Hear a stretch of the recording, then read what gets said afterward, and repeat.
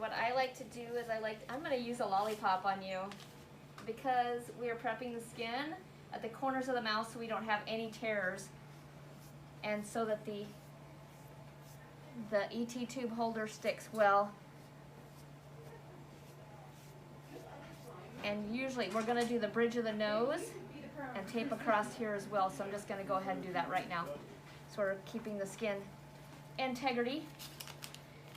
I'll let that dry. And I like to protect the corner of the mouth from the tape because we aren't using tube holders. The mechanical tube holders are really doing damage to our prone victims' faces. We're having a lot of facial breakdown with those, so I'm going to have you open your mouth a slight bit, right like that. We're going to go right into the corner, like that.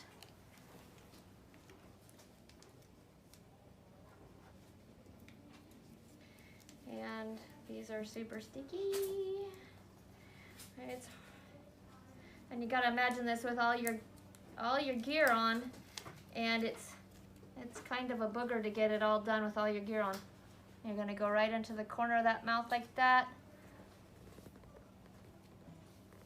Okay, so I'm going to have you, first of all, I'm going to slip this ET tube holder behind your neck. Okay.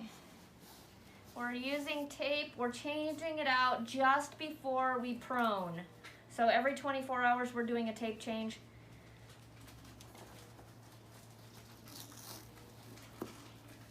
And of course we're doing it the old-fashioned way because that's how we used to do it and it still works. So Russell, I'm going to have you just hold that right at your teeth level, right there. Okay, thank you. Oh, sorry. Get that in there where I bonk him in the head. So we're taking it down about to there. And I usually just have someone hold that for me, keeping that pilot balloon free. Thanks, Jess. And I'm gonna come around and I should have a pair of gloves on.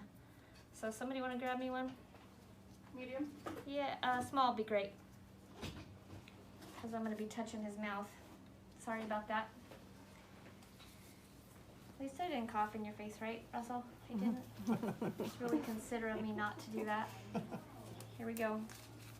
So I truncated this a little bit. You're usually going to have to tear some of it off because these tube tapes are really long. This subglottic, and you're going to have somebody holding tension on that tube holder.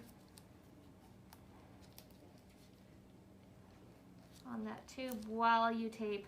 You're always going to tab off the ends because that's a nice teamwork thing to do. So just give a little tension that way towards that side of his mouth. The idea behind this being that if there's enough tension on this, you can basically pick his head up off the table without losing your tube if you've taped it correctly. So right there.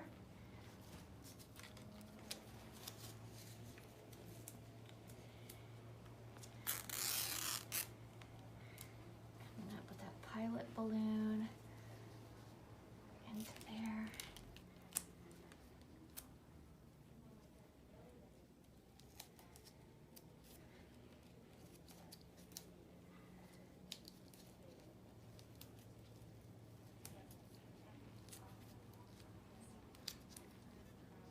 If you've got a lot of secretions, you know, you still have the gaps in the tube tape where you can suction the mouth. And of course, gravity works in your favor when the patient is already prone to drain the secretions.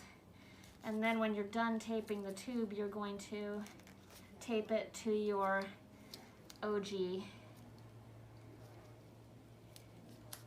And like Jess said, it's a really good idea to measure the distance from the lip to the end of the tube. So that's snug, right? You're not biting that? Don't bite. And so it's not going anywhere. And then I'll measure from the lip up to the end of the ET tube here. We're at the connection point of the adapter to the vent. And then I would make note that it's 11.5. Probably can't see that on the video. But then that would be another measurement that I would put on the board, just so that once the patient's prone, we know if it's sliding out or not, because you can't see the number at the teeth mark that we normally would measure to.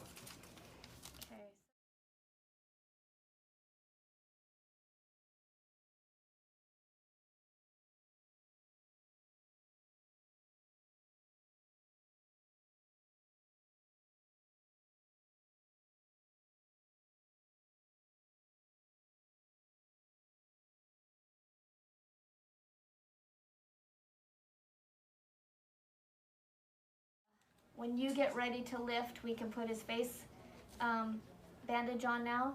But putting this coccyx pad over the bridge of the nose and putting the pads on each eye after you put the eye drops in and sealing that down prevents any facial pressure wounds. And we do that every 24 hours.